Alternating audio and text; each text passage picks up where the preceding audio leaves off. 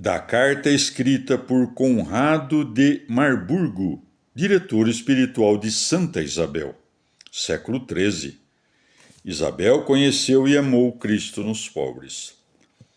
Muito cedo começou Isabel a possuir grandes virtudes. Do mesmo modo como a vida inteira foi a consoladora dos pobres, era também desde então a providência dos famintos.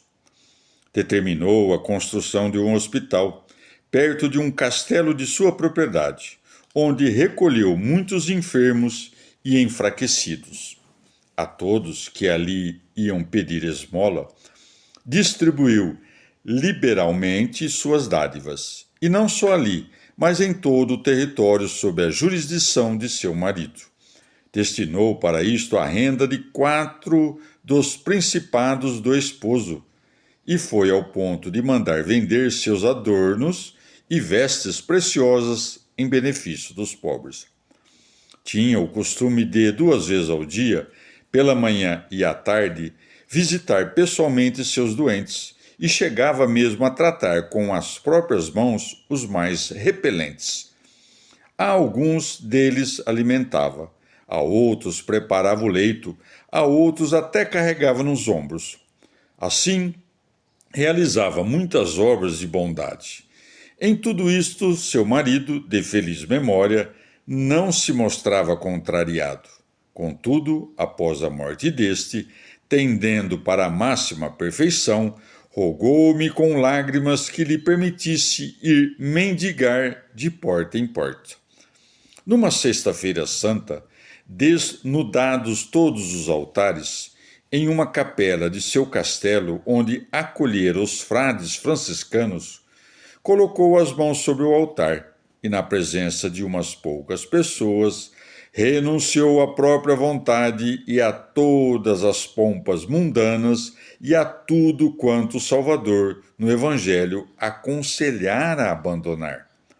Feito isto, vendo que poderia deixar-se absorver pelo tumulto do século e glória mundana, naquela terra onde vivera com esplendor em vida do esposo, seguiu-me contra minha vontade a Marburgo. Nesta cidade, construiu um hospital para doentes e necessitados, chamando à sua mesa os mais miseráveis e desprezados.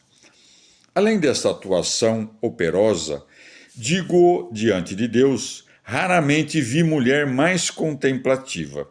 Algumas pessoas, e mesmo religiosos, na hora de sua oração particular, viram muitas vezes seu rosto brilhar maravilhosamente, e como que raios de sol jorrarem de seus olhos.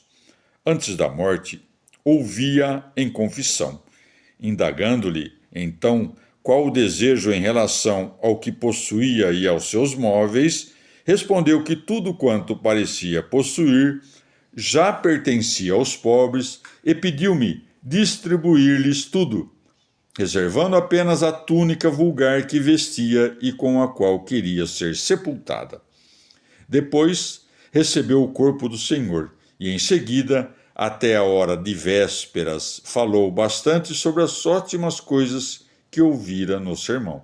Finalmente, com toda a devoção, recomendando a Deus todos os presentes, expirou como se adormecesse suavemente. Do Tratado sobre o Perdão, de São Fulgêncio de Ruspe, bispo, século VI. Ao vencedor, a segunda morte não causará dano. Num momento, num piscar de olhos, com a última trombeta, pois soará uma trombeta, os mortos ressurgirão incorruptos e nós seremos mudados. 1 Coríntios 15, 52.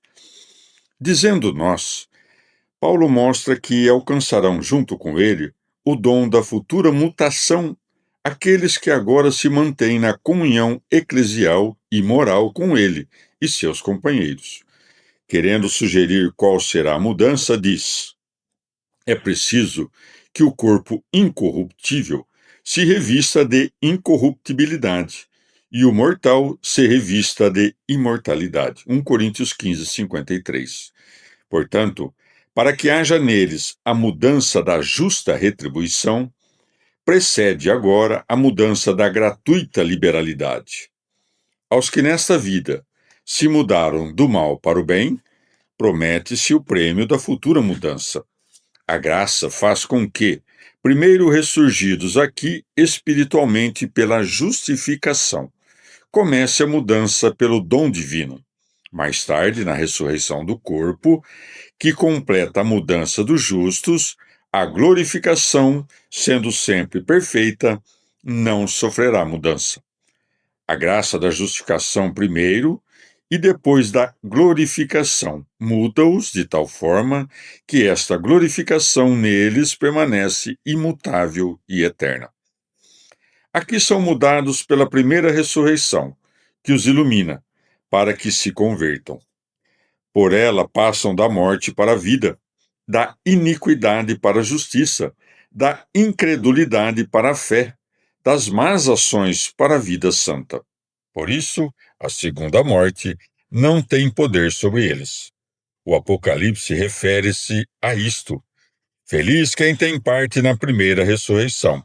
Sobre ele não tem poder a segunda morte. Apocalipse 26. No mesmo livro, lê-se: ao vencedor, a segunda morte não causará dano. Apocalipse 2:11. Na conversão do coração consiste a primeira ressurreição. No suplício eterno, a segunda morte. Apresse-se, então, em tornar-se participante da primeira ressurreição, quem não quiser ser condenado ao eterno castigo da segunda morte.